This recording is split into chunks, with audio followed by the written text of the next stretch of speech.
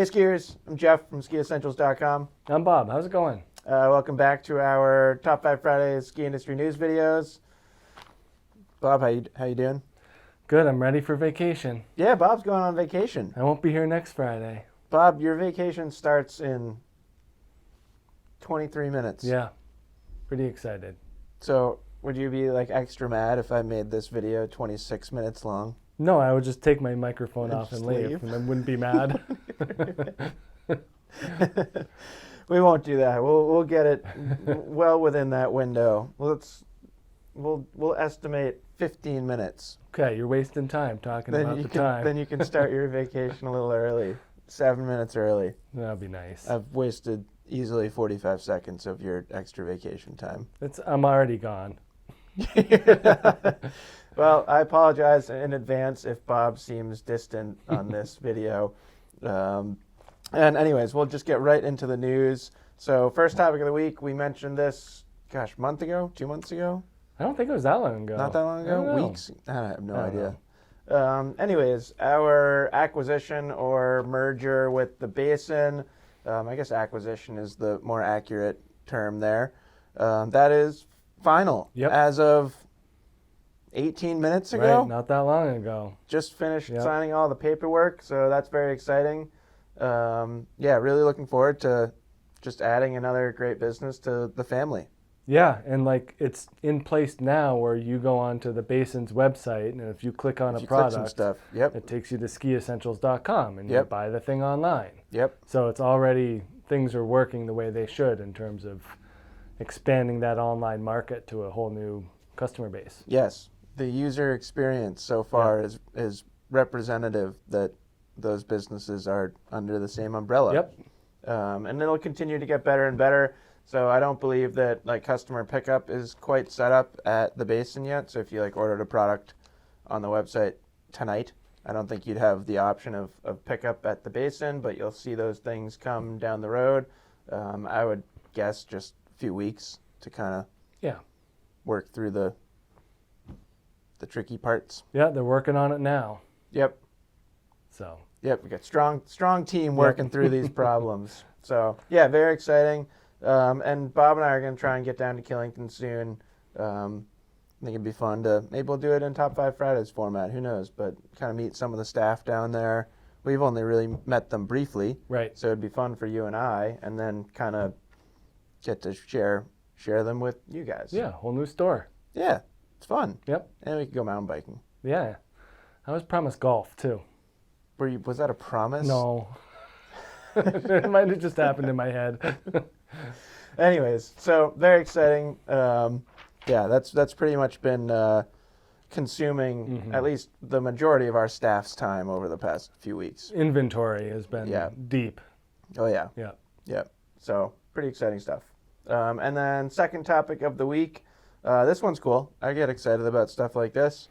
Lexi DuPont and Hedvig Vessel, they have announced a women's only ski and snowboard event called the Sister Summit, which sounds great, and like I just want to be involved, but obviously that I'm not going to get an invitation. No. But it's going to be kind of part contest, part retreat, and part filmmaking opportunity. 20 athletes total, 10 skiers, 10 snowboarders, all women, of course, and that's going to happen at Mustang Powder Lodge in Revelstoke. And I immediately regret not writing down the dates. I think it was like late December. I didn't see it. There were dates. Yeah. Anyways, you can click through to the link and you can find those dates. Yeah, really looking forward to that. I always think you get some of the best content of the year out of things like this. Yeah. These kind of like longer stays, Right. like Kimbo sessions. It's always a very exciting event. Yeah, they're going to get something good Right, at some point. right. Yeah. Or like Audi 9s. Right. I almost call it 9 Nights, but I don't think that's the correct branding anymore. No, but it seems like just yesterday. That it was 9 Nights. Yeah. Now it's Audi branded. Yep. All right, I like It's Audis. like a baseball stadium. Right. Someday it'll be like Toyota Nights. Right, exactly. Anyways, so that's cool. A lot of women-specific events popping up in our industry and mountain bike industry, and I think it's awesome. Yeah, I mean, in a typical boys club sport like skiing, like, Totally. there's just tons of room for stuff like this. Totally. Yeah. Yeah, because like everything else practically feels like men only. Right. Just by default. Right. Which isn't necessarily a good thing. No. And then third topic of the week, this is kind of like 3 little stories mashed under one topic. And they all kind of surround skiing, climate change, and energy. So first is easily the most negative of these 3 stories. Brussels Times has reported on the concerns of possible energy shortages impacting ski resort operations this winter in, I believe it was Switzerland and Austria. Yeah. Pretty interesting. Obviously, that energy shortages would affect more than ski operations, but at Top 5 Fridays, we focus on the ski side. Yeah, it was interesting seeing where they would restrict, like, heating in the lodge. Yeah, that was like, funny. I mean, you're going to be cold anyway. Right. I think body heat helps. At least you're like inside out of the elements. Yeah, whatever they can do, I think, to keep the lifts running, they'll do that. Yeah, right, because they mentioned limited use of chairlifts and snowmaking too. Yeah. But like just turning the heat off in the lodge feels like step 1. Right. Like I'd rather go skiing and have a cold lodge than have a warm lodge and no skiing. Yeah, that seems like pretty logical triage. Right. So we'll definitely keep an eye on this. And then moving to more positive stories, Elan Skis has received a Green Star certificate for social and sustainable efforts. Their factory in Slovenia is now 100% powered by renewable, sustainable energy.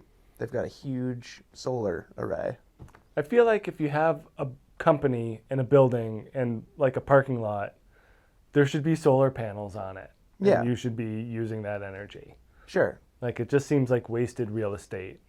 Like the roof of a building, Yes. particularly a factory or warehouse style building. Correct. Where did we fly into when I was like, look at all these giant warehouses? Chicago Yeah, it might have been Chicago. Like all Yeah. those should have solar panels. should all on have them. solar panels on them. And I think we're probably moving in that direction. Yeah.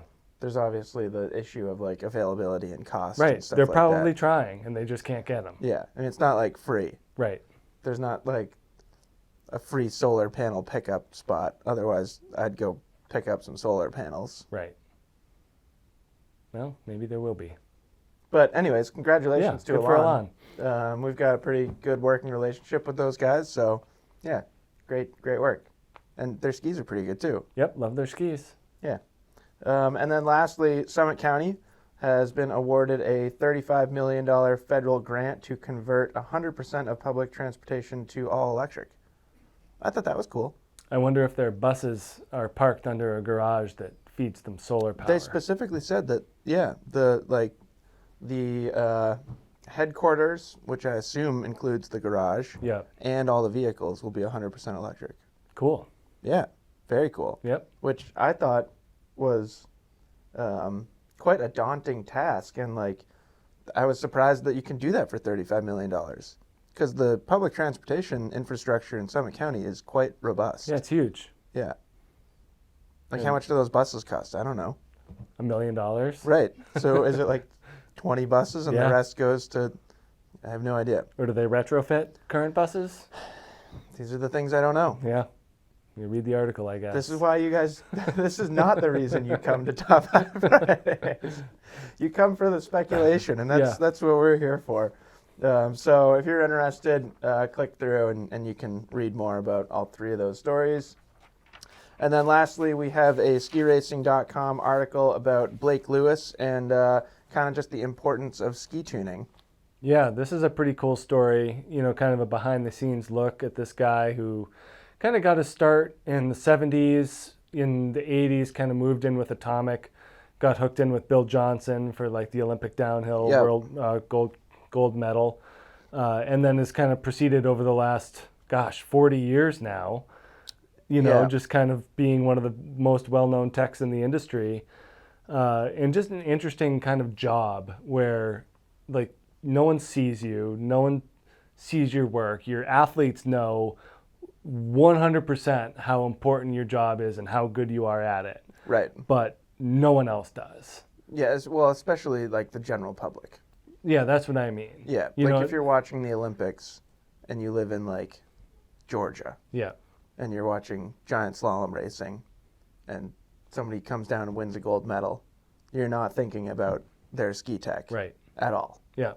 So, somewhat of an unsung hero. Yeah, and just like the whole process of like the late nights, the lugging of the gear, like Oh, yeah. and ski racing is so like hundredths and thousandths of seconds. Like it's just impossible to believe that one person is that much better at tuning skis that gets you that extra hundredth, which is a big difference. Yeah. So like, now the guy's tuning snowboards for the Canadian Olympic team. Right. So it's an interesting journey. I like to draw a lot of parallels to bike techs. Okay. Like, I mean, it's Like really the people in the car that followed like the road bikers? No, sorry, mountain bike techs. Okay. Specifically, like downhill mountain bike Yeah. techs. People that are really, really good at setting up suspension. Same kind of thing. Like how much better can one person be at setting up suspension than another? Significantly. Okay. Yeah. Just like tuning skis. Yeah. It's really cool. Like, and you can shave hundredths Yeah. with like rebound rates and stuff like that. Very cool That's stuff. interesting. And like an awesome way to like just a cool career path Yeah. to like choose to focus on something that specific. Yeah. And just do it really, really well. Yeah, so go check that out. I thought it was a really well put together article. A lot of fun pictures. Yep. I liked the pictures. There were some cool like side by side photos of him like way back in the 70s and him now. So check that out, particularly if you're interested in ski tuning. And then we have edits of the week. The first two are both from Matchstick Productions. So we have Far Between, which is a short film by Finley Woods and Craig Murray. Pretty good. Did you catch any of that one, Bob? I didn't see that one yet. That's fine. You got time. Yeah. You're going to be on vacation. You can watch all these. And then we have a bonus cut of Marcus Etter's Days of My Youth segment. I believe this was 2013 or 2014. So sort of a throwback, but he's a fantastic skier. Definitely worth a watch.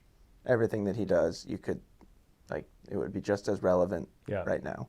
Even though 2013 seems like eons ago. Yeah, it was a different world. Yeah. Really was. Imagine somebody like talking about COVID. They'd have no idea. What are you talking about? And then we have a trailer for Arc'teryx's Nexus film, which, speaking of women-specific events and stuff like that, this focuses on the stories of 5 different female skiers. And looked like it was going to be quite a good movie. Okay. So, some pretty exciting edits this week. Nice. And that's it for this week's Top 5 Fridays. Bob, I think you're good. All right. You get plenty of time to spare. Cool. Congratulations Thanks. I made it. being on vacation. It's only a few days, but. Well, look for Bob on beaches and lounge chairs. I'm not going to say where. I won't blow up your spot too bad. They won't find me. Anyways, that's it for this week's Top 5 Fridays. We'll talk to you next week. Bob, have a fun vacation. Thank you. And we'll see you later. Bye.